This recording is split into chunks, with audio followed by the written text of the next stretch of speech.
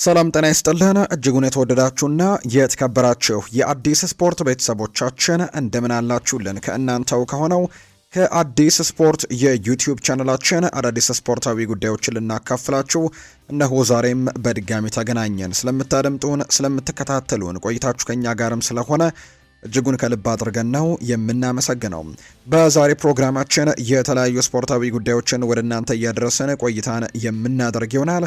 ከነዚህ መካከል ትልልቆቹን የአውሮፓ ክለቦች የተመለከቱ እጅግ በርከት ያሉ ስፖርታዊ ጉዳዮችን ወደ እናንተ እያደረስን ቆይታን እናደርጋለን። ውድ ቤተሰቦቻችን ፉአድ ባህሩ ፕሮግራሙን እየመራው ከእናንተ ጋር ቆይታን አደርጋለሁ።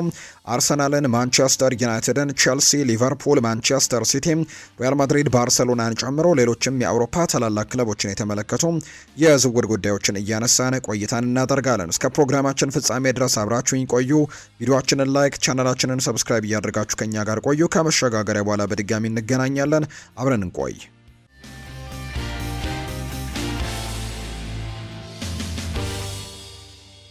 ወደ ቀዳሚው መረጃችን እናምራ። ውድ ቤተሰቦቻችን ማንቸስተር ዩናይትድን የተመለከቱ መረጃዎችን በማስቀደምን ጀምር።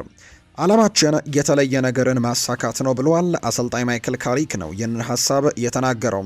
የማንቸስተር ዩናይትዱ አሰልጣኝ ማይክል ካሪክ ቡድኑ በቀጣይ የውድድር ዓመት አንድ ትልቅ ነገርን ለማሳካት ማለሙን ነው ይፋ እያደረገ የሚገኘው። ማመን አለብን ያለው ማይክል ካሪክ የተለየ ነገር ማሳካት እንደምንችልም አምነን ነው መቅረብ ያለብን ሲል ይናገራል። ከባድ እንደሚሆን ምንም ጥያቄ የለውም። ማሰብ የለብንም። ራሳችንን የሆነ ነገር ላይ ለማድረስም ወይም ለማሳካትም መዘጋጀትና መሆን አለብን ሲልም ጭምር ይናገራል። የተለየ ነገር ለማሳካት ያለ ጥርጥር አቅሙ እንዳለን በደንብ እናውቃለን። ያንን ደግሞ አልደብቅም። ስለዚህም ትልቅ ነገርን ማሳካት እንችላለን ብሏል። ግምቴን ማስቀመጥ አልፈልግም፣ ነገር ግን የበለጠ ነገር ለማሳካትና ለማድረግም በራስ መተማመኑ አለን ሲል ነው ማይክል ካሪክ ጨምሮ እየተናገረ የሚገኘው። ከዝውውር ጉዳይ ጋር በተያያዘ ማንቸስተር ዩናይትድ ተጨማሪ አማካኝና የግራ መስመር ተከላካይ ሳያስፈርም የዝውውር መስኮቱ መዘጋት የለበትም ብሏል ናታን ሶልት መረጃውን ሲያጋራ። ይህንንም ለማድረግ ማንቸስተር ዩናይትዶች ትልቅ እንቅስቃሴዎችን እያደረጉ እንደሚገኝ ነው ይኸው የመረጃ ምንጭ ይፋ እያደረገም የሚገኘው። ማንቸስተር ዩናይትዶች ሌላ አማካኝና የግራ መስመር ተከላካይ ሳያስፈርሙ የዝውውር መስኮቱ ላይዘጋ እንደሚችል ጭምር ይፋ ተደርጓል። ይሄ በቀላሉ የሚቻል አይደለም። ዩናይትዶች እነዚህን ሁለት ቦታዎች በጥሩ ተጫዋቾች ካጠናከረ ይህ ቡድን ትልልቅ ነገሮችን ለማድረግ የሚችል አይነት ቡድን ይሆናል ተብሎ ነው በርካቶች የሚጠብቁት። ዩናይትድ በዚሁ ዓመት ጥሩ አፈጻጸሞችን ሊያሳይ ይችላል ተብሎ የሚጠበቀው ምናልባት በዚህ የዝውውር መስኮት የሚያስፈልጉትን ነገሮች ማሟላት ከቻለ ነው። በቀጣይ በዝውውር ቀናቶቹ ላይ አማካኝና የግራ ፉልባክ ተጫዋችን ለማስፈረም ትልቅ ጥረቶችን እንደሚያደርጉ ነው የሚጠበቀው። በተለይ ዘ አትሌቲክ የተባለ የመረጃ ምንጭ ይፋ እያደረገው እንደሚገኘው ከሆነ ዩናይትድ አሁን ካማቪንጋን የማስፈረም ጥሩ እድሎች እንዳሉት የሚያሳዩ ነገሮች ያሉት። በተለይ ይሄ ተጫዋች በማንቸስተር ዩናይትድ እምነት በግራ ፉልባክነትም በአማካይ ስፍራ ላይም እንደተፈለገ መጫወት የሚችል አይነት ተጫዋች ነው። በሪያል ማድሪድ ቤት ያንን ነገር ሲያደርግ በደንብ ተመልክተነዋል። ሪያል ማድሪዶች በአንዳንድ ጨዋታዎች ላይ በአማካይ ስፍራ ላይ፣ በአንዳንድ ጨዋታዎች ላይ ደግሞ በግራ ፉልባክ ቦታ ላይ ኤድዋርዶ ካማቪንጋን ሲጠቀሙት እናስታውሳለን። በዚህ ምክንያት ሰሞኑን ጆዜ ሞሪኒዮና ሪያል ማድሪድ ይህንን ተጫዋች ለገበያ ሊያቀርቡት እንደሚችሉ የሚያሳዩ ጥቆማዎችን በትልቁ ስንሰማ ነበርና በዚህ ምክንያት ማንቸስተር ዩናይትድ እዚህ ተጫዋች ላይ እንቅስቃሴዎችን ሊያደርግ ይችላል ተብሎ ይታሰባል። ስለዚህም ሪያል ማድሪዶች በዩናይትድ ለሚፈለጉ ካማቪንጋ ደግሞ እስከ 70 ሚሊዮን ዩሮ ሊጠይቁበት እንደሚችል ነው ዘ አትሌቲክ የተባለ የመረጃ ምንጭ ይፋ ያደረገው።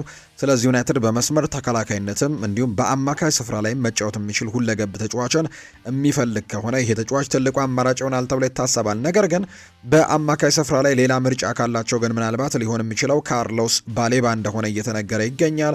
የባሌባ ጉዳይ ምንድን ነው? በአጠቃላይ ማንቸስተር ዩናይትድ እዚህ ተጫዋች ላይ ፍላጎት ካሳየ ባሌባ ዝግጁ ነው ወደ ማንቸስተር ዩናይትድ ለመምጣት የሚሉ መረጃዎች ናቸው እየታዩ የሚገኙት። ማንቸስተር ዩናይትድ ካርሎስ ባሌባን የማስፈረም ጥረት የሚያደርግ ከሆነ ተጫዋቹ እሱ ሬዲ ነው ራሱን ወደ ማንቸስተር ዩናይትድ ለማዘዋወር ፍላጎቱ በትልቁ እንዳለው ጭምር ነው የሚነገረው። ነገር ግን ማንቸስተር ዩናይትድ ከብራይተን ጋር ንግግሩን ገና እንዳልጀመረ ነው አሁንም ድረስ እየተገለጸ የሚገኘው። እንዲሁም ከ75 ሚሊዮን ፓውንድ በላይም ለመክፈል ማንቸስተር ዩናይትዶች በጭራሽ ፈቃደኞች እንዳልሆኑ እየተገለጸ ይገኛል። ብራይተን እስካሁን ለተጫዋቹ የተወሰነ ዋጋም አልቆረጠም የተባለው ቀደም ሲል ዋጋው ከካይሴዶ ጋር አወዳድረውት የነበረ ቢሆንም አሁን ላይ ግን ዋጋው ቅናሽ ማሳየቱ ምክንያታዊ እንደሆነ ጭምር ይፋ ተደርጓል። ምክንያቱም ባለፈው የውድድር ዓመት ዝቅ ያሉ ፐርፎርማንሶችን ነው ይሄ ተጫዋች ያሳየውና በዚህ ውድድር ዓመት በዚህ ክረምት ተጫዋቾች የዝውውር መስኮት ዋጋው ዝቅ ማለቱ በዚህ ምክንያት እንደሆነ ጭምር ይነገራል። ሌላኛው የግራ ፉልባክ ተጫዋች ለማስፈረም ጥረት እያደረጉ የሚገኙት ማንቸስተር ዩናይትዶች አሁንም አማራጮችን እየተመለከቱ ነው። ያው የሉዊስ ሆል ጉዳይ በጣም አጠራጣሪ ሆኗል። በጣም ከባድ እንደሆነ ምንም ጥያቄ የለውም። ምክንያቱም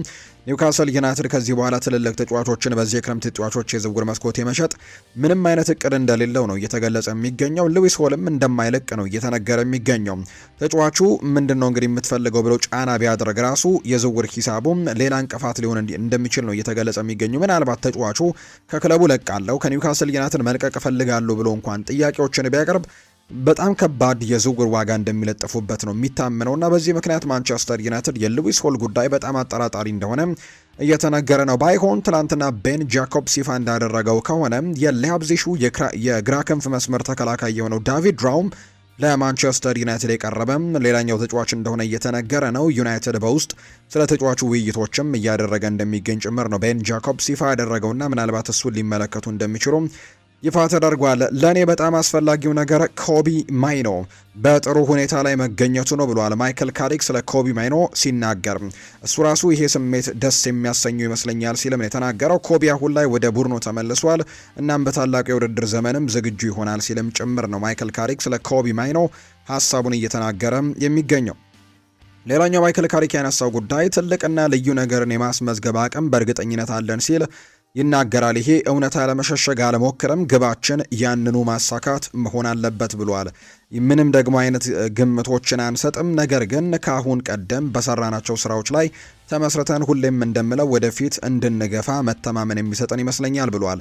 ምን ያክል በፍጥነት ወደፊት መጓዛችንን እንቀጥላለን ሲልም ነው ማይክል ካሪክ እየተናገረ የሚገኘው። ማይክል ካሪክ ስለ አሰልጣኝነት ዘይቤውም እንዲሁ ይናገራል። እያንዳንዱ ሰው ትኩረት የሚሰጠው ለተለያዩ ዝርዝር ነገሮች ነው። ሁላችንም አንድን ጨዋታ አብረን ልንመለከት እንችላለን፣ ነገር ግን እያንዳንዱ ሰው የሚያየው ነገር ግን የተለያየ ነው ሲልም ይናገራል። የቀድሞ የመሃል ሜዳ ተጫዋችነቴን በስራዬ በብዙ መንገድም እየረዳኝ ነው ብዬ አስባለሁ ሲል ይናገራል። ምክንያቱም የመሃል ሜዳ ተጫዋች ስትሆን በጨዋታ ወቅትም በሜዳ ላይ ካሉ ሁሉም ክፍሎች ተከላካይ፣ መሃልና አጥቂ ጋርም ሁልጊዜም የተያያዝክ መሆን ይኖርብሃል ሲልም ጭምር ነው የሚናገረው።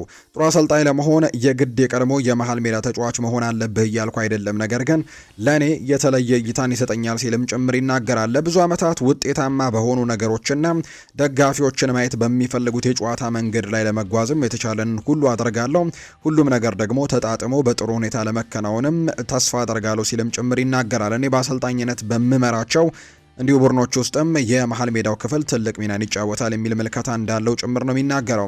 ማይክል ካሪክ ስለ አንድሬ ሳንቶስም ይናገራል። አንድሬ ሳንቶስ እንደሱ ላለ ወጣት ተጫዋች ወደ ቡድን የመጣበት መንገድ፣ ባህሪውና ስብዕናው በጣም የሚደንቅ ነው። እሱ በጣም አዎንታዊ አስተሳሰቦች ያለው በትኩረት የሚሰራና ለመማር ከፍተኛ ፍላጎት ያለውም ተጫዋች ነው ሲልም ጭምር ይናገራል። ማይክል ካሪክ ስለ አንድሬ ሳንቶስ ሲናገር ሌላኛው ሳይመን ስቶን ስለ ማይክል ካሪክ የተናገረው ሀሳብ ነው። ካሪክ ከሚዲያ ላይ መነጋገሪያ ለመሆን ብሎ ደግሞ ቃላቶችን እያጋነነ የሚያወራ አይነት ሰው አይደለም። በሚዛናዊነት ረጋ ብሎ የሚያወራ ሰው ነው። ረጋ ያለ ነው። ረጋ ማለት ደግሞ ከታላላቅ ጥንካሬዎች ውስጥም ግንባር ቀደሙ ነው ሲል ይናገራል ሳይመን ስቶን ስለ ማይክል ካሪክ ሲናገር። እሱ በቀላሉ የሚሸበር ሰው አይደለም። ከፍተኛ የሆነ የስነ ልቦና ጽናት አለው። የሆነ ነገርን ትክክል ካልሆነ ወዲያውኑ ትክክል እንዳልሆነም የሚናገር አይነት ሰው ነው። ሁላችንም እንደምናውቀው ካሪክ ባለፈው የውድድር ዘመን በኦልትራፎርድ መረጋጋትን አምጥቷል። አሁን ደግሞ በቡድኑ ይዞት ወደፊት መራመድም ይኖርበታል ተብሎ ይታሰባል።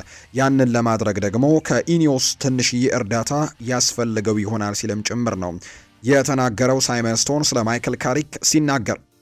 ጆሹዋ ዘርክዚ በክለቡ ቢቆይም ባይቆይም ዩናይትድ አሁን ላይ አጥቂ ሊያስፈርም ይችላል ተብሎ ይታሰባል። ዩናይትድ ዋጋው ተመጣጣኝ የሆነ ልምድ ያለው ተጫዋችን እየፈለገ እንደሚገኝ ነው የመረጃ ምንጩም ይፋ ያደረገው። ጆሹዋ ዘርክዚ ከቆየም ልምድ ደግሞ ያለው አጥቂም ይመጣል ተብሎ ይታሰባል። ለምሳሌ እንደ አይቨን ቶኒ አይነት ተጫዋችን ማምጣት ይፈልጋሉ። ዘርክዚ ከሄደ ደግሞ ዩናይትድ ወጣት አጥቂንም ሊያመጣ የሚችልበት እድሉ እንዳለ ጭምር ነው። ትናንትና ዩናይትድ ስታንድ በተባለ ፕሮግራም ላይ ቤን ጃኮብስ ቀርበው ሰፊ ጉዳዮችን ከማንቸስተር ዩናይትድ የአጥቂ መስመር ጋር በተያያዘ እንዲሁ ሲያነሳ የተመለከት ነው። አርሰናልን የተመለከቱ መረጃዎችን ደግሞ እናንሳ። ሚኬል ሜሪኖ በኮሚንሺልድ ማንቸስተር ሲቲን ስለመግጠም ይናገራል። ሌላ የፍጻሜ ጨዋታም ሲል ነው የሚናገረው ሚኬል ሜሪኖ። ማሸነፍና ለደጋፊዎቻችን ደስታን መስጠት ትልቁ ዓላማችን ነው ብሏል ሚኬል ሜሪኖ። መወዳደር እንፈልጋለን፣ ይህንን ደግሞ ሁሉንም ነገር ደግሞ በተቻለን አቅምም እየሰጠን እንገኛለን ሲል ሚኬል ሜሪኖ ይናገራል። ስለ ኮሚንሺልዱ በሳምንቱ መጨረሻ ላይ ስለሚደረገው የኮሚንሺልድ የፍጻሜ ጨዋታ ነው ይህንን ሀሳብ እየተናገረው። ሌላኛው ሚኬል አርቴታ ስለ ማርሊ ሰለሞንም ይናገራል። በመጀመሪያ ደረጃ በጨዋታ ላይ የሚያሳየው ድፍረት፣ ሁለተኛ ደግሞ ነገሮችን በፍጥነት የመማር አስደናቂ ነገር አለው። ነገሮችን እጅግ በፍጥነት መረዳት የሚችል ብልህ ልጅ ነው። ገና 16 ዓመት ወጣት ነው። ዛሬ ያሳያቸው አንዳንድ ግላዊ ክህሎቶች እጅግ በጣም ድንቅ ነበሩ ብዬ አስባለሁ። ተጨማሪ የጨዋታ ደቂቃዎችን እንዲያገኝም ያስቻሉትን ሁኔታዎችን እናውቃለን። ሌሎች ደግሞ ተጫዋቾች በቦታው ቢኖሩ ኖሮ እድል ማግኘቱ አዳጋች ይሆን ነበር። ነገር ግን ይህ ማለት ግን ፈጽሞ እድል አያገኝም ማለት አይደለም። ይሁን እንጂ እሱ ያረጋገጠው ነገር ቢኖር አስተማማኝ መሆኑን ነው። በምናሰልፈው ጊዜ ሁሉ በጣም ጥሩ ነገሮችን የሚሰጠውን ኃላፊነት በሙሉ በአግባቡ የሚወጣ አይነት ተጫዋች ነውና በአርሰናል ቢቆይ ደስ ይለኛል ሲልም ነው ማርሊ ሰለሞንን በተመለከተ አሰልጣኝ ሚኬል አርቴታ የተናገረው። በሚቀጥሉት ጊዜያቶችም ጥሩ ነገሮችን ማድረግ የሚችል አይነት ተጫዋች አድርጌ ቆጥረዋለሁ ሲል ይናገራል። የጋብሪኤል ማርቲኔሊ የመልቀቅ ጉዳይ አሁን በጣም ጠንከር እያለም የመጣ ይመስላል። በተለይ አርሰናሎች ከዚህ ተጫዋች ጋር በተያያዘ አንድ ዘዴዎችን እየዘየደ እንደሚገኝ ይፋ እየተደረገ ይገኛል። እንደ ትልቅ ነገር እየተቆጠረ የሚገኘው አርሰናል ጋብሪኤል ማርቲኔሊ ምናልባት ወደዚህኛው ክለብ ተስማምቶ ወደ ጋላት ሳራይ ተስማምቶ የሚያመራ ከሆነ በዚህ ዝውውር ውስጥ አንድ ነገርን ለማካተት እቅድ ይዘዋል አርሰናሎች። እሱም ምንድነው? ቪክተር ኦሲሜንን ለማምጣት ጥረቶችን ሊያደርጉ ይችላሉ ተብሏል። ጋላት ሳራይ ነው የሚጫወተው ናይጄሪያዊ አጥቂ። ምናልባት ጋብሪኤል ማርቲኔሊ ለጋላት ሳራይ የሚሸጡት ከሆነ በምትኩ ይህንን ተጫዋች ከዛው ለማስፈረም ፍላጎት እንዳላቸው የሚያሳዩ መረጃዎች በትልቁ እየወጡ ይገኛሉ። በኋላ ላይ እናነሷለን። ከቪክተር ኦሲሜን ጋር በተያዘ እንግዲህ አርሰናሎች ጋብሪኤል ማርቲኔሊ ለመሸጥ ግን ፍላጎቱ እንዳላቸው ምንም ጥያቄ የለውም። በሱ ላይም እየሰሩበት ነው የሚገኘው። ነገር ግን ተጫዋቹ ወደ ቱርክ የማምራት ያን ያክል ፍላጎቶችን እያሳየ እንዳልሆነ ነው የተገለጸው። ጋብሪኤል ማርቲኔሊ በአርሰናል ያለው ውል የሚያበቃበት ጊዜም በጣም እየቀረበ በመሆኑ ክለቡ እሱን ለመሸጥ አሁን ላይ ትልቅ እንቅስቃሴዎችን እያደረገ ነው። ስለዚህም አርሰናል ጋብሪኤል ማርቲኔሊን ከ50 ሚሊዮን ዩሮ ባነሰ ዋጋ የመሸጥ ሀሳብ በጭራሽ የላቸውም። ክለቡ ለመደራደር ፍቃደኛ የሆነበት ዝቅተኛ ዋጋም እንደሆነ ጭምር ነው የሚነገረው። የቱርክ ክለቦች የተጫዋቹ ተወካዮችን ካገኟቸው አማራጮች መካከልም እንደሆኑ እየተገለጸ ነው። ጋብሪኤል ማርቲኔሊ በሳዑዲ አረቢያ ወደሚገኙ ክለቦችም የመዘወር እድልም ቀርቦለት ነበር። ነገር ግን ፍቃደኛ አልሆነም። ወደ ሳዑዲ ሊግ ከመሄድ ለሱ አማራጭ አይደለም ተብሎ ነው የሚጠበቀው። ከዛ ውጪ የቱርክ ሊግንም መቀላቀል ያን ያክል ፍላጎት የለውም። ነገር ግን በጣም ጠንከር ያሉ ጥያቄዎች ግን ከዚህኛው ክለብ እየመጣ እንደሆነ በተለይ ከጋላት ሳራይ እየመጣ እንደሆነ ይፋ እየተደረገ ነው። ሁሊያን አልቫሬዝን ማስፈረም የሚፈልገው አርሰናል በተለይ በአጥቂ መስመር ላይ በዚህ የክረምት ተጫዋቾች የዝውውር መስኮቱ ምናልባት ቢሳካላቸው ለማምጣት ትልቅ እንቅስቃሴ ያደርጉበታል ተብሎ ሲጠበቅ የነበረው ተጫዋች ሁሊያን አልቫሬዝ እንደሆነ ምንም ጥያቄ የለውም። ነገር ግን የሁሊያን አልቫሬዝ የዝውውር ጉዳይ እጅግ በጣም አጠራጣሪ ነገሮች ያሉት፣ በተለይ ደግሞ የዝውውር መስኮቱ ወደ መጠናቀቁ እየተቃረበ እንግዲህ አሁን ወደ 3 ሳምንታት አካባቢ ነው የሚቀሩትና በዚህ ምክንያት አሁን ላይ በጣም ከባድ ሊሆን የሚችልበት እድሉ እንዳለ እየተገለጸ ይገኛልና የማይሳካ ከሆነ ቶሎ ተጫዋቾችን ማስፈረም ስለሚኖርባቸው ወደ ሌሎች ኢላማዎች ለማምራትም እንቅስቃሴዎችን እያደረጉ ይገኛሉ። ስለዚህ አሁን ላይ ትልቁ እንቅስቃሴያቸው ደግሞ ሊሆን የሚችለው የቪክተር ኦሲሜን ጉዳይ ሊሆን ይችላል የሚሉ መረጃዎች ናቸው። ትላንትና ከወደ ቱርክ የወጡ መረጃዎች እያሳዩ የሚገኙት አርሰናሎች ቪክተር ኦሲሜንን ለማስፈረም ከፍተኛ ጥረቶችን እያደረገ እንዳለ ታማኝ ከሚባሉ የቱርክ የመረጃ ምንጮች ይፋ አድርገውታል። አርሰናል በዚህ የዝውውር መስኮት የቪክተር ኦሲሜን ዝውውርን ለማጠናቀቅ ባላቸው አቅም ላይ ትልቅ እምነት እንዳላቸው ነው የሚነገረው። ሚኬል አርቴታ ኦሲሜን ዋነኛው ኢላማው ይሆናል ተብሎ ይጠበቃል። በቀጣይ ጊዜያት ላይ በተለይ የሁሊያን አልቫሬዝ የዝውውር ጉዳይ የማይሳካ ከሆነና እዚህ ተጫዋች ላይ ትኩረቶችን ሊያደርግ ይችላል ተብሎ ነው የሚጠበቀው። በቀጣይ አርሰናል በአጥቂ መስመሩ ላይ ይህን ተጫዋች ስለማስፈረም እቅዶችን ሊያደርግ እንደሚችል ወይም ሊንቀሳቀስ እንደሚችል የሚያሳዩ መረጃዎችን ነው በትልቁም እየተመለከተን የምንገኘውና አርሰናል የትኛውን ተጫዋች ያስፈርማል በጉጉት የሚጠበቅ ጉዳይ ሆኗል። በተለይ በአጥቂ መስመሩ ላይ ሌላኛው አርሰናል ኤዝሬል ኮንሳንም ለማስፈረም በሚደረገው ጥረት ላይ ከቪላ ጋር አዲስ ንግግሮችን እያደረገ ነው። ነገር ግን አሁንም ቢሆን አርሰናል ለተጫዋቹ ያስቀመጡት ተመን ቪላ ካወጣው የ60 ሚሊዮን ፓውንድ ጋር በጣም ትልቅ ክፍተት እንዳለው ነው የሚነገረው። እስካሁን ባለው ሁኔታም ቪላ ከወሰኑት ዋጋ በታች ለመቀበል ምንም አይነት ፍቃደኝነት እያሳዩ አይደለም። አርሰናል ደግሞ ያንን ያክል ዋጋዎችን ለኤዝሬል ኮንሳ መክፈል እንቅስቃሴዎችን እያደረገ አይደለምና በዚህ ምክንያት አርሰናል እና አስተን ቪላ መካከል ያለው የዋጋ ልዩነት ሰፊ እንደሆነ እየተገለጸ ይገኛል። ነገር ግን አርሰናሎች አሁንም ቢሆን ኤዝሬል ኮንሳን ስለማስፈረም ነው በትልቁ እንቅስቃሴዎችን እያደረጉ የሚገኙት። በቀጣይ ቀናትም ትልቅ እንቅስቃሴዎችን ያደርጉበታል ተብሎ ይታሰባል። በተለይ ዊሊያም ሳሊባ ጉዳትን ተከትሎ በዛ ቦታ ላይ ተጫዋችን ለማምጣት ጥረቶችን እያደረገ የሚገኘው እንግዲህ አሰልጣኝ ሚኬል አርቴታ በዚህ ምክንያት ትልቁ እቅዳቸው ኤዝሬል ኮንሳ እንደሆነ የተገለጸው።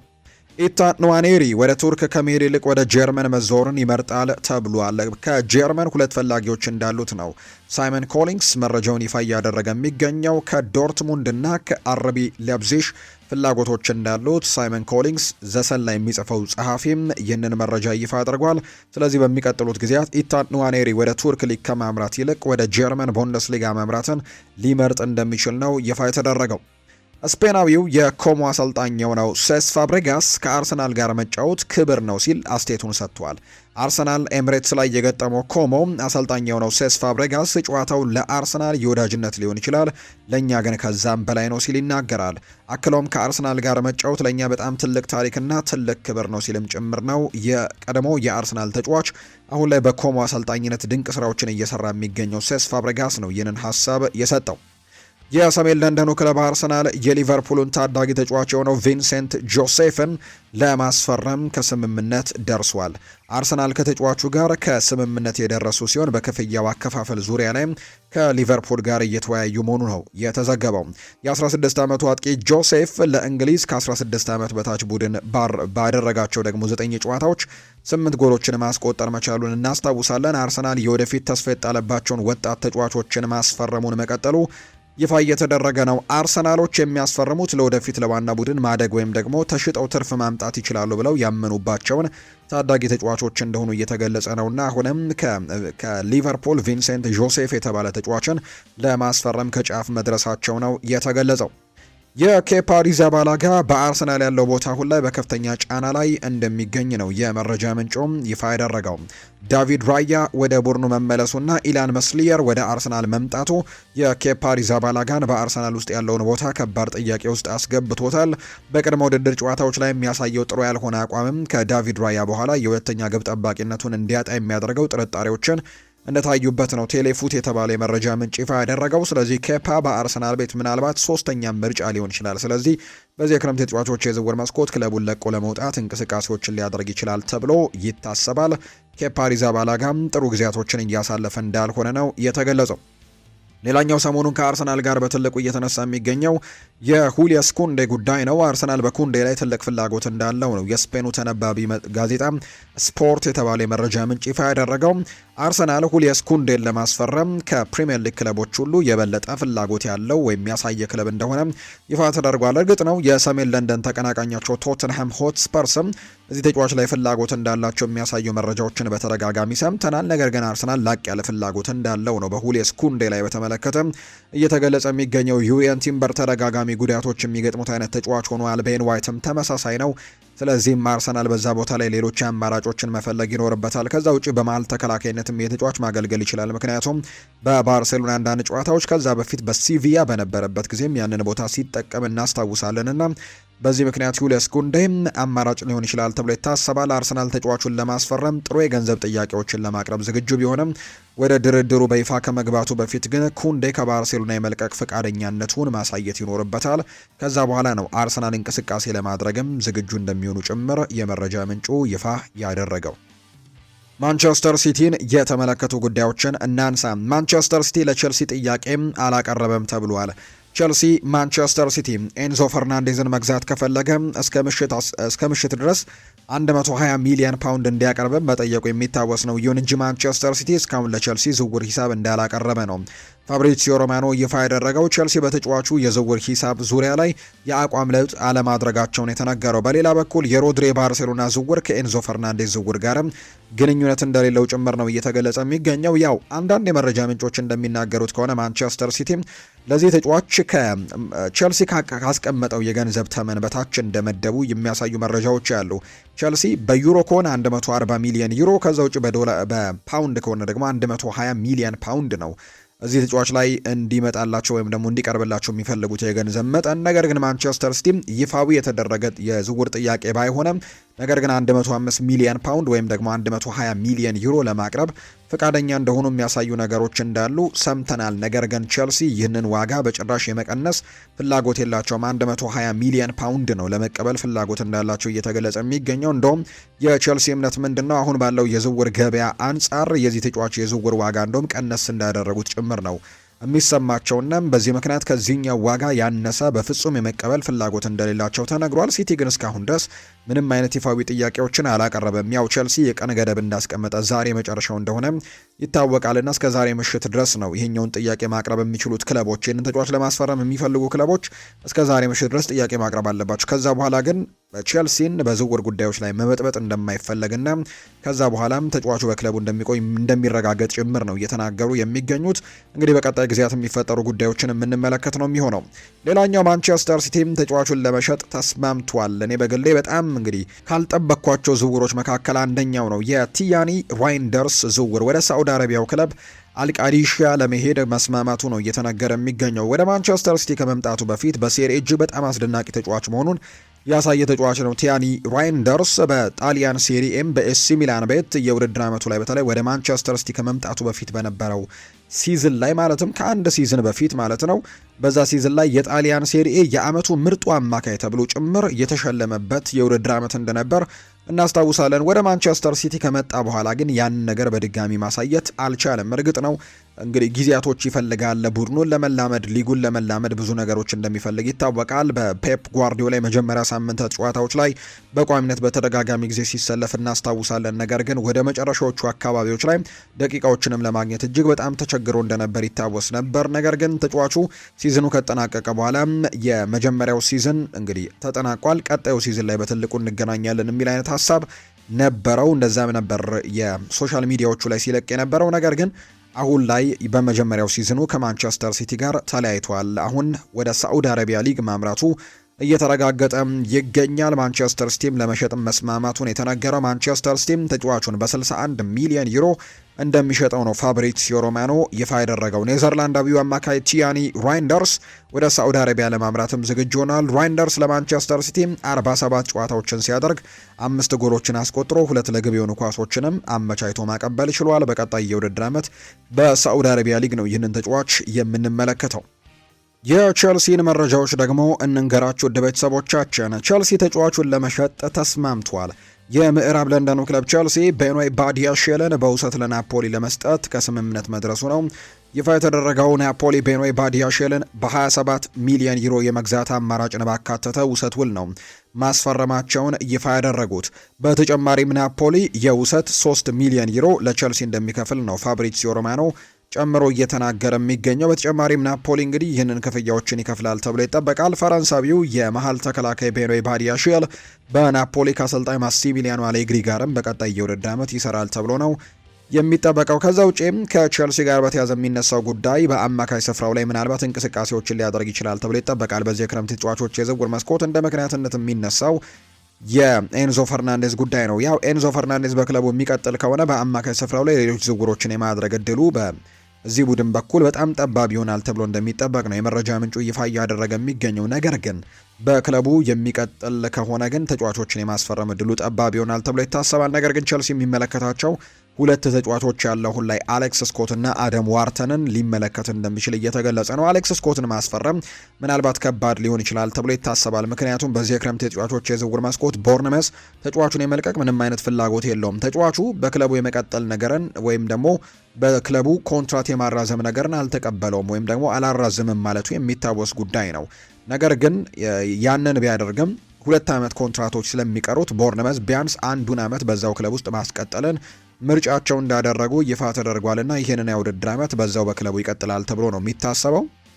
በዚህ ምክንያትም አሌክስ ስኮትን ማስፈረም እጅግ በጣም አስቸጋሪ ያደርገዋል ተብሎ ይታሰባል። ሌላኛው አደም ዋርተን ነው። አደም ዋርተንንም ለማስፈረም እንግዲህ እንቅስቃሴዎችን ሊያደርጉ የሚችሉበት እድሉ አለ። ሁለቱም አማካዮች ኤንዞ ፈርናንዴዝ ወደ ሲቲ የሚቀላቀል ከሆነ እሱን ለመመልከት በእጩነት እየተገመገሙ ይገኛሉ። እንዳልኳችሁ ግን የኤንዞ ፈርናንዴዝ ዝውውር የእነዚህን ተጫዋቾች ዝውውር ይገድበዋል ተብሎ ይጠበቃል። ቦርንመስ ለአሌክስ ስኮት ከ80 ሚሊዮን ፓውንድ በላይ ሊጠይቅ የሚችል ሲሆን ክሪስታል ፓላስ ደግሞ ለአደም ዋርተን ተመሳሳይ ገንዘቦችን ይጠይቃል ተብሎ ነው የሚጠበቀው። በተለይ ለቦርንመስ አሌክስ ስኮትን ለማስፈረም ቼልሲዎች 64 ሚሊዮን ፓውንድ ያቀረቡበት ጊዜ እንደነበር እናስታውሳለን። ያንንም ውድቅ አድርገውት እንደነበር እናስታውሳለን ቦርንመዞች።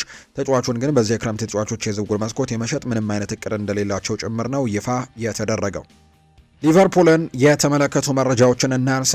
ብራድሌይ ባርኮላን ለመሸጥ ለፓሪስ ሰን ዠርሜን ከ110 እስከ 120 ሚሊዮን ፓውንድ በቂ አይደለም ተብሎ እንደሚታመን ነው ፋብሪዚዮ ሮማኖ የተናገረው። ሊቨርፑሎች ደግሞ ከዚህ በላይ ዋጋዎችን የመክፈል ያን ያክል ፈቃደኞች ይሆናሉ ተብሎ አይጠበቅም። ንግግሮች ግን አሁንም እንደቀጠሉ ነው የሚገኙት። ብራድሌይ ባርኮላን ለማስፈረም በጣም ከባድ ፉክክሮች ነው አሁንም ወይም ከባድ ንግግሮች ነው እየተደረጉ የሚገኙት። ይህንን ተጫዋች ከፓሪስ ሰን ዠርሜን ፈልቅቆ ለመውሰድ ሊቨርፑሎች በጣም ከባድ እንደሆነባቸው እየተገለጸ ነው። በተለይ ፓሪስ ሰን ዠርሜን እዚህ ተጫዋች ላይ የለጠፈበት ዋጋ እጅግ በጣም የተጋነነ ብለው ሊቨርፑሎች ያምናሉና በዚህ ምክንያት የተጫዋቹ ዝውውር እጅግ በጣም ከባድ ሆኗል። ፓሪስ ሰን ዠርሜን እስከ 145 ሚሊዮን ፓውንድ ከዚህ ተጫዋች ዝውውር እንደሚፈልግ ነው በተደጋጋሚ እየተገለጸ የሚገኘው። ይሄ ደግሞ እጅግ በጣም የተጋነነና ብዙ እንደሆነ ጭምር ይሰማቸዋል የሚል መረጃ ይፋ ተደርጓል። በዚህ ምክንያትም በቀጣይ ይህንን ተጫዋች ስለማስፈረም ትልቅ እንቅስቃሴዎችን ያደርጋሉ ተብሎ ይታሰባል። ሊቨርፑል ለክረምቱ ዝውውር መዝጊያ 10 ቀናቶች ውስጥም ለባርኮላ ዝውውር ብርቱ ሆነው ለመመለስም እንደወሰኑ ጭምር ነው የፈረንሳዩ የመረጃ ምንጭ ሌኪፕ የተባለ የመረጃ ምንጭም ይፋ እያደረገ እንደሚገኝ የተገለጸው። ሌላኛው ጆን ባርነስ ለፍሎሪያን ቬርትስ ይናገራል። በሊቨርፑል የምወደው ተጫዋች ነው። አሁን ደግሞ ከቡድኑ ጋር መላመድ አለበት። እናም በዚህ ዓመት ደግሞ በጣም የተሻለውን ፍሎሪያን ቬርትስን እንመለከታለን ብዬ እጠብቃለሁ ሲልም ጭምር ነው የተናገረው። ስለዚህ ፍሎሪያን ቬርትስ በሚቀጥለው የውድድር ዓመት ራሱን በትልቁ የሚያሳይበት ራሱን በደንብ ከሊቨርፑልና ከሊጉ ጋር አላምዶ በትልቁ ልንመለከት የምንችልበት የውድድር ዓመትን ሊሰጠን ይችላል ሲልም ጭምር ነው የተናገረውና ይህንን ተጫዋች በሚቀጥለው የውድድር ዓመት በትልቁ ጠብቀዋለሁ ሲልም ጭምር ነው ሀሳቡን እየሰጠ እንደሚገኝ ጆን ባርነስ ይፋ የተደረገው።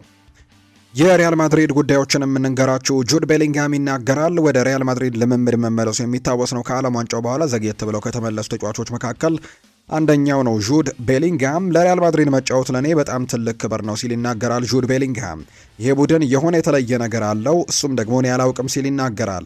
ለተጨማሪ ዓመታት እዚህ መጫወቴን እቀጥላለሁ፣ ቡድኑን አትፈለግም እስኪለኝ ድረስም በማድሪድ መቆየትን ምርጫ ያድርጌያለሁ ሲልም ጭምር ነው የሚናገረው። ይህንን ሀሳብ ጁድ ቤሊንግሃም ነው የሰጠውና በሪያል ማድሪድ መጫወት እጅግ በጣም ትልቅ ክብር አለው፣ የተለየ ድባብም አለው በዚህ በሪያል ማድሪድ መቆየት ሲል ይናገራል። እንደ ሞሪኒዮ ካሉ አሰልጣኞች ጋር መስራት ደግሞ ህልሜ ነው።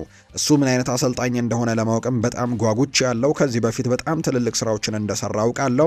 በጆዜ ሞሪኒዮ ስር መስራትም እጅግ በጣም አስደሳች ይሆናል ብዬ ጠብቃለሁ ሲልም ነው ጁድ ቤሊንግሃም እየተናገረም የሚገኘው። እንግዲህ አሰልጣኝ ጆዜ ሞሪኒዮ ከጁድ ቤሊንግሃም ጋር በተያያዘ የተለየ እቅድ እንዳላቸው ጭምር በተደጋጋሚ ሲነገር እንደነበር እናስታውሳለን። ከአጥቂ ጀርባ በሚኖረው የ10 ቁጥር ሚና ሊሰጡት እንደሚችሉና ለተጋጣሚ የቦክስ ክልልም በጣም አስጠግተው ሊያጫውቱት እንደሚችል በተለይ ወደ ሪያል ማድሪድ በመጣበት የውድድር ዓመት ያስቆጠረውን የግብ መጠንም ጭምር እንዲደርስም ትልቅ አበርክቶችን ሊሰጡት እንደሚችል ጭምር ነው እየተነገረ የሚገኘውና በሚቀጥለው የውድድር ዓመት በጣም ጠንከር ያለ ሪያል ማድሪድን ልንመለከት እንደምንችል ነው በርካቶች ግምቶቻቸውን እየሰጡ የሚገኙት።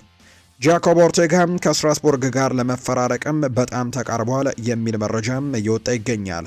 ይህ እንግዲህ ለመጀመሪያው ቡድን ሳይጫወት የተሸጠም የማድሪድ አካዳሚ ተጫዋች በጣም ውዱ ሽያጭም ይሆናል ተብሎ ይጠበቃል። ምክንያቱም ሪያል ማድሪድ ከጃኮብ ኦርቴጋ ለስትራስቡርግ በመሸጡ 10 ሚሊዮን ዩሮ አካባቢ ያገኛል ተብሏል። በተጨማሪም የተጫዋቹን 30 በመቶ የመብት ድርሻም በራሱ እጅ ላይ ያስቀራል። ምናልባት በሚቀጥለው ጊዜ የተጫዋች በትልቁ ጎልብቶ የሚሸጥ ከሆነ 30 በመቶ ከሽያጩ ላይ ሪያል ማድሪድ እንደሚያገኝ ነው የተነገረውና እንዳልኳችሁ ይሄ ዝውውር ደግሞ ለመጀመሪያ ጊዜ ለመጀመሪያ ቡድን ሳይጫወት የተሸጠና በሪያል ማድሪድ አካዳሚ በጣም ውዱ ሽያጭም እንደሆነ ጭምር ሮድራ እንዲሁ ማቴዎ ሞሬቶ እና ማርካ መረጃዎቹን ይፋ እያደረጉ ይገኛሉ። በዚሁ የባርሴሎና ጉዳዮችንም እንንገራችሁ። ፋብሪዚዮ ሮማኖ ይናገራል ስለ ሮድሪ። ስለ ሮድሪ ንግግሮች እየተካሄዱ ነው። እናም እንደነገርኳችሁ ነው በአሁኑ ጊዜ በጣም አስፈላጊ ነው። ይህ የተለመደ ድርድር አይደለም። ስለዚህም ከሌሎች ሀገሮች ይህንን እንግዲህ እያቀረቡ ያንን ውድቅ አደረጉ፣ ይህን አቀረቡ፣ ያንን ውድቅ አደረጉ የሚሉ ሪፖርቶችን ካያቸው በትክክል እንደዚህ አይደለም። ይሄ የቃል ውይይትና ቀጥተኛ ድርድር ብቻ ነው ሲልም ይናገራል ፋብሪዚዮ ሮማኖ ስለ ሮድሪ ዝውውር ሲናገር። ሲቲ ሮድሪ ወደ ባርሴሎና መሄድ እንደሚፈልግ ተረድቷል፣ አውቋል። ስለዚህ ባርሴሎና ከትላንትናው በበለጠ ከ2 ቀናት በፊትም ቢሆን በጣም እምነቱ አላቸው። ሁልጊዜም ቢሆን እነግራችኋለሁ ባርሴሎና በጣም እምነት አለው። አሁን ደግሞ የበለጠ ባርሴሎና ዛሬ አዳዲስ ኮንትራቶች ላይ እየሰራ ነው። እናም ከማንቸስተር ሲቲ በተሻለ ፍጥነትም ፍቃዱን ለማግኘትም ተስፋ ያደርጋል። 60 ሚሊዮን ዩሮ በቂ አይሆንም። ሲቲ ተጨማሪ ነገሮችን ይፈልጋል።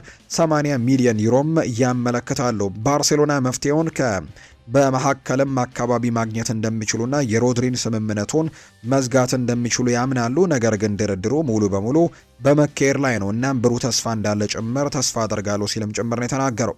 ባርሴሎና የፌራን ቶሬስን ውል አሁን ላይ ለማደስ ቢወስን ኖሮ ተጫዋቹ ሲፈርም ማቴዎ አለሚን ባቀረበው አንቀጽ ምክንያትም ለማንቸስተር ሲቲ 8 ሚሊዮን ዩሮ ለመክፈል ይገደዱ ነበር ብሏል። ይሄ መረጃ ምንጭ ሲናገር በወቅቱ በክለብ ውስጥ ማንም ሰው በትክክል ያልተረዳው አንቀጽ ነበር። በዘመናዊ እግር ኳስ ደረጃዎችም በጣም ያልተለመደ አንቀጽ ነበር። ማንቸስተር ሲቲ ይሄ ተጫዋች ኮንትራቱን በዛው በባርሴሎና የሚያራዝም ከሆነ 8 ሚሊዮን ዩሮ ያገኝ ነበርና በዚህ ምክንያት የተጫዋቹን ኮንትራት ማራዘም እጅግ አስቸጋሪ እንደሆነባቸውና ላለማራዘም የሚወሰኑት በዚህ ምክንያት እንደሆነ ጭምር ነው የመረጃ ምንጩ ይፋ ያደረገው። ሃንስ ፍሊክ ባርሴሎና መሪነት ያላቸው ልምድ ያላቸው ተጫዋቾችን እንዲያመጣ ይፈልጋል። ሌቫንዶስኪና ሮናልዶ አሮሆ ከለቀቁ በኋላ ባርሴሎና 2 አስፈላጊና የመልበሻ ክፍል መሪዎችን እንዳጣ ጭምር ነው የሚሰማቸው።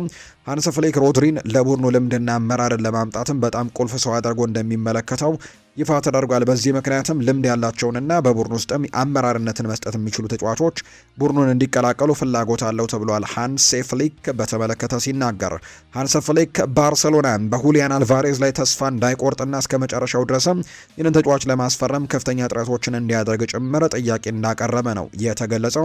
የጀርመኑ አሰልጣኝ አጥቂውን ለማስፈረም የመጨረሻ ሙከራ እንዲያደርግም እንደጠየቀ ጭምር ይኸው የመረጃ ምንጭም ይፋ እያደረገ እንደሚገኝ ዘገባው ጠቁሟል። ፓሪስ ሰን ዠርሜን ተጫዋች ለማስፈረም ተስማምቷል። የፈረንሳዩ ክለብ ፓሪስ ሰን ዠርሜን ፌራን ቶሬስን ከባርሴሎና ለማስፈረም ከስምምነት እንደደረሰ ነው ይፋ የተደረገው። ፓሪስ ሰን ዠርሜን የዓለም ሻምፒዮኑ ተጫዋች በ50 ሚሊዮን ዩሮ ለማስፈረም ከባርሴሎና ጋር ተስማምተዋል ተብሏል።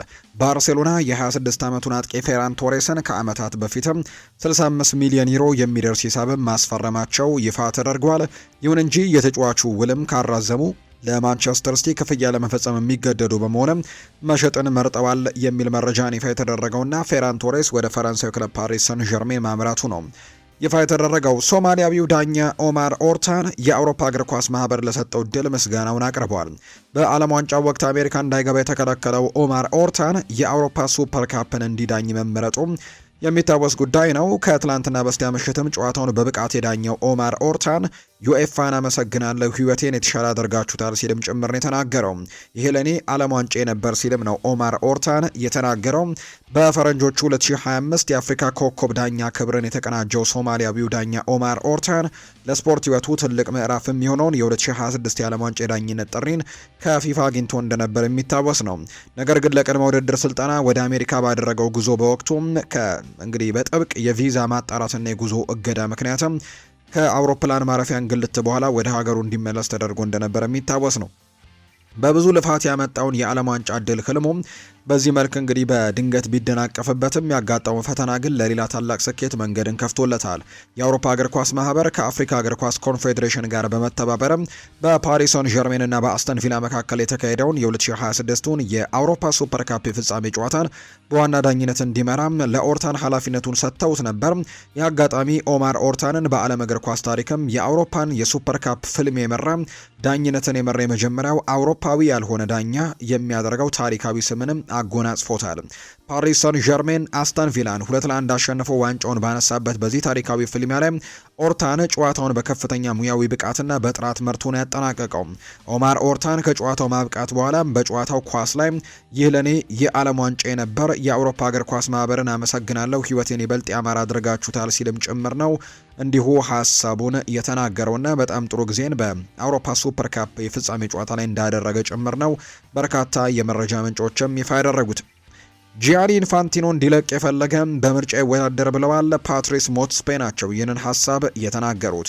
የካፉ ፕሬዝዳንት የሆኑት ፓትሪስ ሞትስፔ የፕሬዝዳንት ጂያኒ ኢንፋንቲኖ ተቃዋሚ በምርጫ እንዲያሸንፉ ነው የጠየቁት።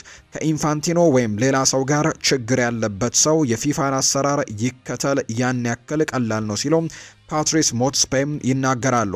ከሱ ጋር ችግር ካለባችሁ ወደ ምርጫ ሂዱ ያሉት ሞትስፔም ከዛም 211 አባል ሀገራት ይወስናሉ፣ ቀላል ነው ሲልም ጭምር ነው እንዲሁ የተናገሩት። ዌይን ሩኒ በአዲስ ሾው ሊመጣ እንደሚችል ይፋ ተደርጓል። የቀድሞ የማንቸስተር ዩናይትድ ታሪካዊ ተጫዋች ዌይን ማርክ ሩኒ በአዲስ የቴሌቪዥን ሾው ሊመጣ መሆኑ ይፋ ተደርጓል። የዌይን ሩኒ አዲሱ ሾውም ስለ ማንቸስተር ዩናይትድ ሲሆን አብሮት ማርክ ጎልብሪጅም እንደሚቀርብ ጭምር ነው የተነገረው። አዲሱ የዌይን ሩኒ ሾውም ስቲክ ቱ ዩናይትድ የሚባል ከዌይን ሩኒ ጋር የሚል መጠሪያ ስምም የተሰጠው እንደሆነ ጭምር ነው የተነገረው። ዝግጅቱ በዲዝኒ ፕላስ ላይ እንዲሁ በዩናይትድ ስታንድ ዩቲዩብ ቻናል እንዲሁም ደግሞ በሌሎችም ማሰራጫዎችም ይቀርባል ተብሏል። ዌይን ሩኒ ጫማውን ከሰቀለ ወዲህ አብዛኛውን ጊዜውን በተለያዩ ተቋማቾች ውስጥ በተንታኝነት እያሳለፈ ነው የሚገኘው። የአሰልጣኝ ዚነዲን ዚዳን የፈረንሳይ ብሔራዊ ቡድን በኃላፊነት መረከቡ የሚታወስ ጉዳይ ነው። አሁን ላይ አሰልጣኝ ዚነዲን ዚዳን አብሮት የሚሰሩ የአሰልጣኝ ቡድን አባላትን ይፋ አድርገዋል። ዚነዲን ዚዳን በአሰልጣኝ ቡድን ውስጥ የቀድሞ የፈረንሳይ ብሔራዊ ቡድን ምግብ አብሳይንም አካቷል። ዚነዲን ዚዳን ለፈረንሳይ ብሔራዊ ቡድን ሲጫወት ሮቤርቶ ፋሎቮ ለብሔራዊ ቡድኑ ምግብ ያበስሉ ነበር። አሰልጣኝ ዚነዲን ዚዳን ለሮቤርቶ ፋሎቮ ሬስቶራንት ቋሚ ደንበኛ የነበረ ሲሆን አሁን ላይ በአሰልጣኝ ቡድን ውስጥ አካቷቸዋል። አሰልጣኝ ዚነዲን ዚዳን አጠቃላይ 22 የአሰልጣኝ ቡድን አባላትን ይዞ ቡድኑን ይረከባል ተብሏል። የስፔን ሱፐር ካፕ ጨዋታ በኢስታንቡል ይደረጋል ነው የተባለው። ባለፉት 4 ዓመታት በሳዑዲ አረቢያ ሲካሄድ የቆየው የስፔን ሱፐር ካፕ በዚህ ዓመት በቱርክ ኢስታንቡል እንደሚካሄድ ይፋ ተደርጓል። ሳዑዲ አረቢያ የኤዥያ ካፕ የምታዘጋጅ በመሆኑ ውድድሩ በሀገሪቱ ማዘጋጀት አይቻልም ተብሏል። በዚህ ምክንያትም ወይም በዚህ መሰረትም የዘንድሮ የስፔን ሱፐር ካፕ ውድድር በቱርክ ኢስታንቡል ነው የሚደረገው። ውድድሩ ከጥር 25 እስከ 30 2019 ዓ.ም በኢስታንቡል ይካሄዳል። በቀጣዩ የስፔን ሱፐር ካፕ ውድድርም ባርሰሎና፣ ሪያል ማድሪድ፣ አትሌቲኮ ማድሪድ እና ሪያል ሶሴዳድም ይሳተፋሉ ተብሎ ነው የሚጠበቀው። ኤሲ ሚላኖች ክሪስቶፈር ኢንኩንኩን ለመሸጥ ተዘጋጅተዋል። ይህም ለማንቸስተር ዩናይትድ ዘግይቶ የገበያ ዕድል እንዲፈጠር አስችሏል የሚል መረጃ ነው በዩናይትድ ስታንድ ላይ ቤን ጃኮብስ እየተናገረ የሚገኘው። ባለፈው ዓመት በዩናይትድ እና በቼልሲ መካከል ስለ ጋርናቾ ውይይት ሲደረግ ማንቸስተር ዩናይትድ ክሪስቶፈር ኢንኩንኩን ፈልገውት እንደነበር ይታወሳልና ምናልባት አሁን ላይ የአጥቂ መስመር ተጫዋች ለማስፈረም ጥረት እያደረገ የሚገኘው ማንቸስተር ዩናይትድ ክሪስቶፈር ኢንኩንኩን ማስፈረም የሚፈልግ ከሆነ አሁን ላይ እድሉ እንዳላቸው ነው ይሄው የመረጃ ምንጭ ይፋ እያደረገ እንደሚገኝ ዘገባዎቹ በትልቁ እየጠቆሙ እንደሚገኝ ይፋ ያደረገውና ዩናይትድ ግን አሁን ላይ እሱ ላይ እንቅስቃሴ ያደርጋሉ በጣም አጠራጣሪ እንደሆነ የመረጃ ምንጮቹ ቢናገሩም፣ ነገር ግን ይህንን ተጫዋች ማስፈረም የሚፈልግ ከሆነ ግን እንቅስቃሴዎችን ማድረግ ይችላል የሚል መረጃ ነው ይፋ እያደረገ የሚገኘው። ጋብሪኤል ሄሱስ በሴሪኤው አዲስ ጅምርን ለማድረግ ወደፊት እየገሰገሰ ሊሆን ይችላል። የዚህ የአርሰናል የአጥቂ በክረምቱ የዝውውር መስኮት ከመዘጋቱ በፊትም ናፖሊን ለመቀላቀል ፈቃደኛ እንደሆነ እየተዘገበ ነው።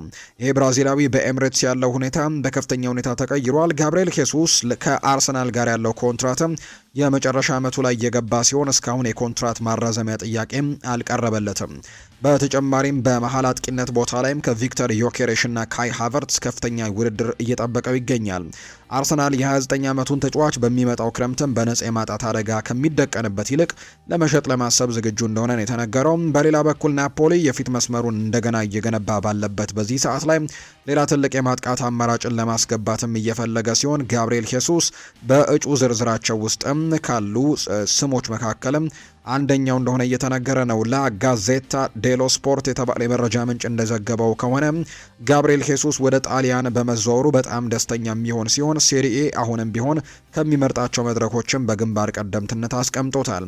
ከናፖሊ ጋር የተደረጉ የመጀመሪያ ግንኙነቶችም ወደ ሰኔ ወር መጀመሪያ የሚመለሱ ሲሆን ከጣሊያኑ ሻምፒዮን የሚለቁ ተጫዋቾችም ዝውውር እንዲሁ ደግሞ እንደተጠበቀ እሱን ዋነኛ ኢላማቸው እንደሚያደርጉት ግልጽ አድርገው ነበር። የናፖሊ ጥረት ከሮሜሉ ሉካኩ የወደፊት እጣ ፈንታ ጋር በቅርበት የተያዘ ነው። እሱ እንግዲህ ወደ ቱርኩ ክለብ ፌነርባቼ ያመርቷል። ጋዜታ ዴሎ ስፖርት እንደዘገበው ከሆነ ሉካኩ ከፌነርባቼ ጋር ሁሉን ነገር ማጠናቀቁን ተከትሎ ናፖሊዎች ለአርሰናል ኦፊሻላዊ ጥያቄዎችን ከማቅረባቸው በፊት ሌሎች አጥቂዎችንም ለመሸጥ እየሞከሩ ነው። የቅርብ ጊዜ የእንግሊዝ ዘገባዎች ዝውውሩን መሳካት እድል ይደግፉታል። ዘሰን እንዳለው ከሆነ አርሰናል ጋብሪኤል ሄሱስን በመሸጥ ገንዘብ ለማግኘትም ዝግጁ እንደሆነ ጭምር ነው እየተናገረ የሚገኘው። ሆኖም ተጫዋቹን በሳምንት የሚያገኘው ከ200,000 ፓውንድ በላይም ደግሞ የሆነ ደሞዝ ድርድሩን ሊያወሳስበው እንደሚችል ነው የተናገረው። ዝውውሩ ለሁሉም ወገኖች ከጊዜ ወደ ጊዜ ምክንያታዊ እየሆነ መጥቷል። ጋብሪኤል ሄሱስ በማዕከላዊም በግራ ክንፍ ደግሞ መጫወት የሚችል ብልህና ሁለገብ አጥቂ ሆኖ ቢቀጥልም በአርሰናል ያለው ሚና ግን በግልጽ ቀንሷል።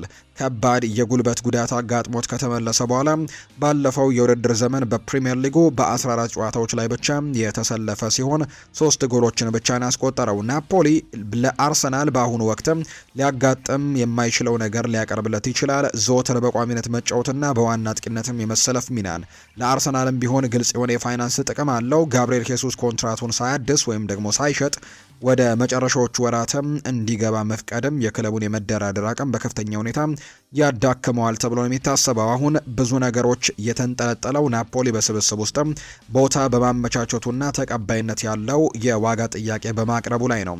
እንግዲህ ሉካኩ መልቀቁን ተከትሎ ጋብሪኤል ሄሱስን ለማስፈረምም ትልቅ ጥረቶችን ያደርጋሉ ተብሎ እንደሚጠበቅ ነው በናፖሊ በኩል እየተገለጸ እንደሚገኝ የመረጃ ምንጩ ይፋ እያደረገ እንደሚገኝ ዘገባው የጠቆመው።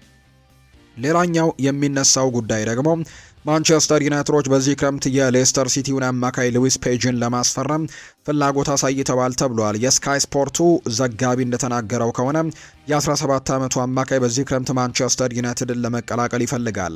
አርሰናልም ይህንን ተስፋ ሰጪ ወጣት አማካይም ለማስፈረም ፍላጎት እንዳለው የሚገልጹ ዘገባዎችም ቀደም ሲል መቅረባቸው የሚታወስ ነው። ተጫዋቹ ማንቸስተር ዩናይትድን መቀላቀል መፈለጉ ለፕሪሚየር ሊጉ ክለብ ትልቅ ማበረታቻ የሚሆን ሲሆን በላቁት ቀናትም ውስጥ ደግሞ ዝውውሩን ማጠናቀቅ ይችሉ እንደሆነ ወደፊት የሚታይ ነው የሚሆነው። ማንቸስተር ዩናይትድ ለወደፊቱ የሚሆን ጠንካራ ቡድን ለመገንባት እየሰራ ይገኛል። ለዚህም ደግሞ በወጣት ተጫዋቾች ላይ ኢንቨስት ደግሞ ማድረግ ይኖርበታል። ፔጅ በእንግሊዝ ውስጥ ከፍተኛ ግምት የሚሰጠው ተጫዋች ሲሆን ብሩህ ደግሞ ተስፋም እንዳለው ነው የሚነገረው። ለማንቸስተር ዩናይትድ ወሳኝ ተጫዋችም ሆኖ ሊያድግ ይችላል። ለማንቸስተር ዩናይትድ የሚጫወትበት እድልም ማግኘትም ለወጣቱ አማካይም ቢሆን የሚያስደስት ነው። በእግር ኳስ ዘመኑ ትልቅ እድገት የሚሆንለት ሲሆን በከፍተኛ ደረጃ ራሱን ለመፈተሽም እድልን ያገኛል። ወዲያውኑ በፕሪሚየር ሊጉም ይሰለፋል ተብሎ ባይጠበቅም በኦልትራፎርድ የታችኛው የእድሜ ክልል ቡድን ውስጥም አስፈላጊ አካል ሊሆን ይችላል ተብሎ ነው የሚታሰበው። ማንቸስተር ዩናይትድ የበለጠ እንዲሻሻል ሊረዳውና ራሱንም ችሎ ኮከብ እንዲሆንም ሊያዘጋጀው ይችላል። በሌላ በኩል ሌስተር ሲቲ እንደሱ ያለ ተስፋ ሰጪ ወጣት ተጫዋች በማጣቱ ያዝናል። ነገር ግን እንደ ማንቸስተር ዩናይትድ ካሉ ታላላቅ ክለቦች የሚቀርቡለትን ጥያቄዎችም ተቃውሞው ተጫዋቹን ለማስቀረትም አቅም እንዲሁ አይኖራቸውም። ማንቸስተር ዩናይትዶች ዝውውሩን ለማጠናቀቅ የሚያስችል የፋይናንስ አቅም ያላቸው ሲሆን ተጫዋቹም ቢሆን ከትልቅ ክለብ በቀረበት ፍላጎትም ሳቢነት ሊሳብ እንደሚችል ጭምር ነው የመረጃ ምንጩ ይፋ እያደረገ እንደሚገኝ እየተገለጸ የሚገኘውና ይህንን ተጫዋች በማስፈረም ጉዳይ ላይ እንቅስቃሴ ሊያደርጉ እንደሚችሉ ጭምር ነው እየተገለጸ የሚገኘው። ክሪስቲያን ሮሜሮ በዚህ ክረምት ከቶተንሃም ሆትስፐርስ ይለቃል። የ28 ዓመቱ ተጫዋች በብዙ ክለቦች እይታ ውስጥ የገባ ቢሆንም አትሌቲኮ ማድሪድ ተጫዋቹን ለማስፈረም በጣም ከቅርብ እንደደረሰ መረጃው ይፋ አድርጓል። የስካይ ስፖርቱ ሉካ እንደተናገረው ከሆነ አትሌቲኮ ማድሪድ የአርጀንቲና ብሔራዊ ቡድን ተጫዋቹን ለማስፈረምም ከቶተንሃም ጋር በጣም ጥሩ የሚባል ድርድሮችን አድርጎ እንዳጠናቀቀና ሁሉም ነገሮች ወደ መጠናቀቁ እንዳመሩ ነው ይፋ ያደረገው።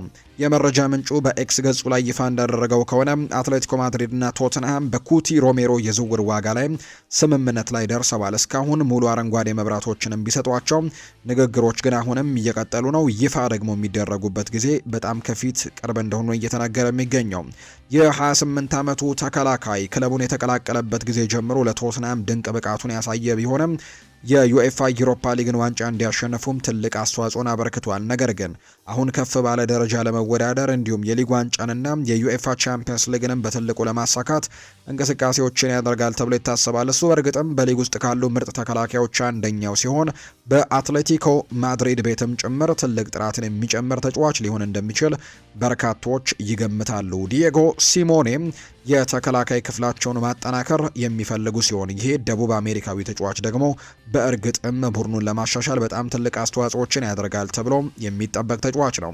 ክሪስቲያን ሮሜሮ ሀገሩ አርጀንቲና ዋና ዋንጫዎችን እንድታሸንፍ የዓለም ዋንጫን የኮፓ አሜሪካንም ጭምር እንድታሸንፍ የረዳ ሲሆን በላሊጋውም ስኬታማ ለመሆን የሚያስችል ብቃት እንዳለው ምንም ጥርጥር የለውም።